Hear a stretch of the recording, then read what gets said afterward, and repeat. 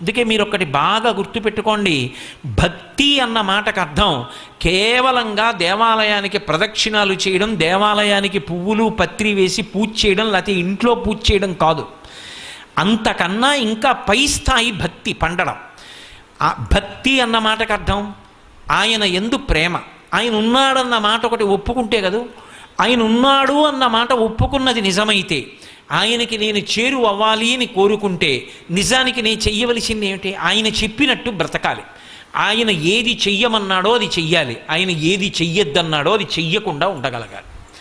నేను ఆయన చెయ్యొద్దన్న పని చేస్తే రేపు నన్ను చూసి ముఖం తిప్పుకుంటాడు, నాకు ఇది అక్కర్లేదు, ఆయన కావాలి.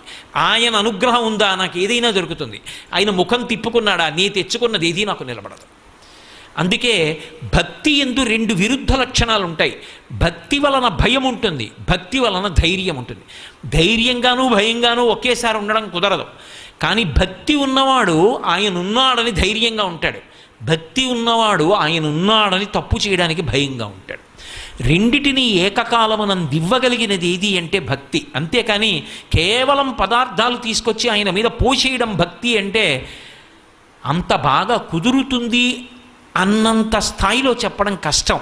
కానీ భక్తి లేనివాడని చెప్పడం మాత్రం సాధ్యం కాదు. అసలు ఉన్నాడని నమ్మి వచ్చాడు కదా, కాబట్టి భక్తి ఉంది.